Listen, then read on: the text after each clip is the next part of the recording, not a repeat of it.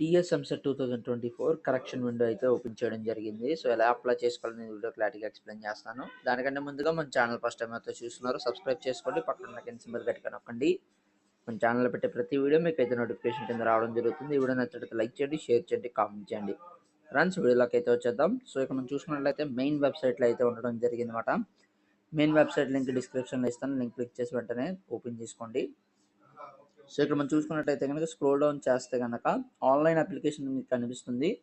Online application దగ్గర correction of online application data అని ఉంటుంది, దాని మీద క్లిక్ చేయండి. క్లిక్ చేసిన వెంటనే మీకు ఈ విధంగా ఓపెన్ అయితే జరుగుతుంది. Registration number, payment reference ID, qualifying examination number, mobile number, date of birth ఇవన్నీ ఎంటర్ చేయండి. ఎవరైతే అప్లికేషన్ సబ్మిట్ చేశారో వాళ్ళు మాత్రమే ఈ కరెక్షన్ విండో చేసుకోవడానికి అయితే ఉపయోగపడుతుంది. అలాగే ఫీ పే చేసి అప్లికేషన్ అనేది సబ్మిట్ చేస్తే మాత్రమే ఈ విండో చేసుకోవడానికి అయితే ఉపయోగపడుతుంది. ఎవరైతే సబ్మిట్ చేయలేదో వాళ్ళైతే చేసుకోవడానికి అయితే ఉపయోగపడదు. ఇక్కడ ప్రొసీడ్ టు ఫిల్ అప్లికేషన్ మీద క్లిక్ చేసినట్లయితే కనుక సో ఈ విధంగా అయితే ఓపెన్ అవుతాం జరుగుతుంది. ఇక్కడ ఏమేమి మార్చుకోవాలి అని అనుకున్నట్లయితే కనుక ఇక్కడ స్లాష్ మార్క్ ఏవైతే లేవో అవన్నీ అయితే మీరు చేంజ్ చేసుకోవచ్చు. సపోజ్ క్యాండిడేట్స్ నేమ్ ఉంది, చేంజ్ చేసుకోవడానికి అయితే అవ్వదు.